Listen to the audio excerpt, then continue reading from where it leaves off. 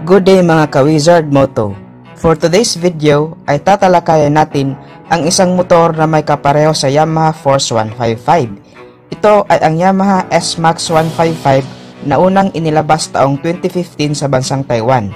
Nagkaroon po ito ng diversification at yun na nga po yung Yamaha Force 155 na inilabas din sa kasunod na taong 2016, also sa bansang Taiwan. Mula noon hanggang ngayon, ang Yamaha S-Max ay isa sa pinakamabentang motor ng Yamaha, hindi lang sa bansang Taiwan, kundi pati na rin sa European country at Canada. Anyway, ang tawag pala nila sa motor na to sa Europe market ay Yamaha Majesty 155. Pag-usapan pa natin kung ano ang specs ng motor na to at iilan pa niyang mga features. Pero bago tayo magpatuloy, kung bago ka pa lang sa channel ko, ay huwag kalimutan na mag-subscribe. Pakihit na rin ang notification bell icon para una kang maabisuhan sa ating next video upload. Maraming salamat sa walang sawang pagsuporta, mga solid kong subscribers. Sa Pilipinas ay nangunguna ang NMAX 155 sa may pinakamadaming gumagamit na scooter ng Yamaha. Ang pagtapat naman nito ng Honda sa ganitong kategorya ay ang Honda PCX 160. Ang motor na pag-uusapan natin ngayon, ang Yamaha S-Max 155, ay may karakter na kagaya ng sa Honda PCX 160 na naka-naked handlebar.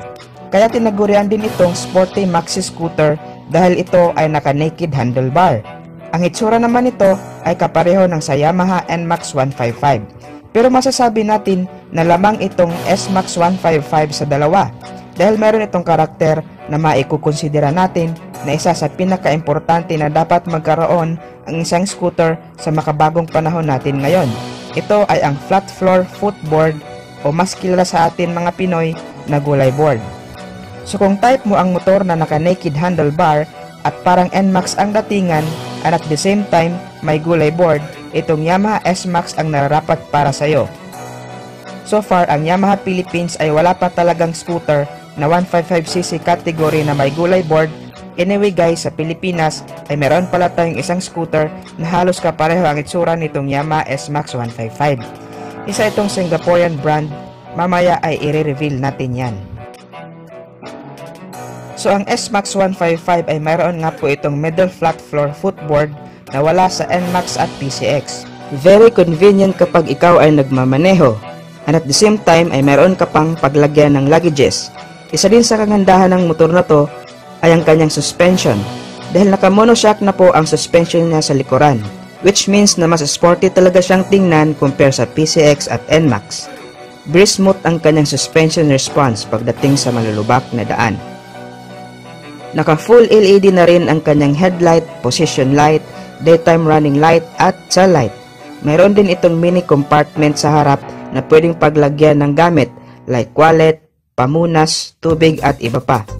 Nakapaloob din sa mini side compartment ang 12 volts charging port para sa ating cellphone na alam naman nating sa panahon ngayon ay very useful talaga ang ganitong features, lalong-lalo na sa ating mga delivery riders na kaakibat na ang cellphone sa kanilang trabaho. Kahiliran naman ito ang kanyang susian at ang kanyang fuel access, kagaya ng sa Yamaha Gravis na nasa harapan na ang kanyang fuel access. Speaking of fuel, ay mayroon itong fuel tank capacity na 7.4 liters. Average fuel consumption ay 37 km per liter. Pagdating naman sa underseat compartment ng motor na to, ay meron itong wide underseat compartment na kasya ang full face helmet at may extra space pa para lagyan ng jacket, gloves, documents at kung ano-ano pa. Meron din itong split type rear grab bar para hawakan ng ating pillion rider.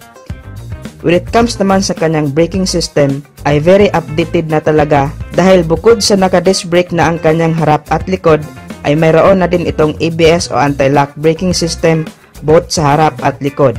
Ipiprevent po nito ang pagka-lock ng brake kung may biglaang pagpreno na maaaring magresulta sa pagkadulas at pagkadisgrasya. Pero importante pa din ang iba yung pag-iingat sa pagmamaneho dahil hindi rin talaga 100% guaranteed na safe ka sa features na to. Punta naman tayo sa sukat ng kanyang gulong. Meron itong 120 by 70 with 13-inch mag size sa harap, 130 by 70 with 13-inch mag size naman sa likod, all tubeless. Punta naman tayo sa pinaka-main ng motor na to, ang kanyang engine specs. Of course, meron itong 155 cubic centimeter engine displacement, 4-stroke, 4 valves, single overhead cam, single cylinder, fuel injected, liquid cooled at ang kanyang transmission type ay CVT. Starting system ay electric start at wala po itong kickstart. Sa overall specs and features ng motor na to ay almost the same lang din talaga ng sa Honda PCX at Yamaha NMAX.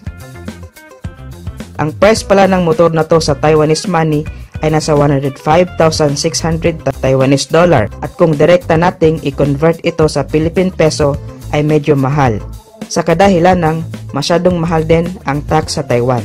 At kung dadalhin nga ito sa Pilipinas ay maaring bababa pa ang price nito.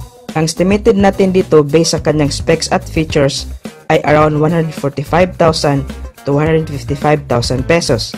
Hindi nating masyadong ilalayo ang price niya sa NMAX at PCX dahil halos pareho na rin sila ng scooter na to.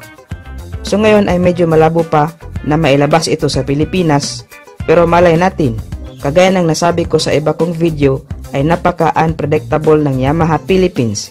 Hindi pa rin natin maalis na maaari itong ilabas sa Pilipinas lalo pat wala pang 155cc ang Yamaha Philippines na may gulay board. Hindi kagaya ng sa Honda na mayroon na silang Honda Click 150 na may gulay board. Anyway, ang binanggit ko pala kanina na mayroon ang Pilipinas na kapareho sa Yamaha S-Max 155 na isang Singaporean brand ay walang iba kundi ang Fecon Slick 150.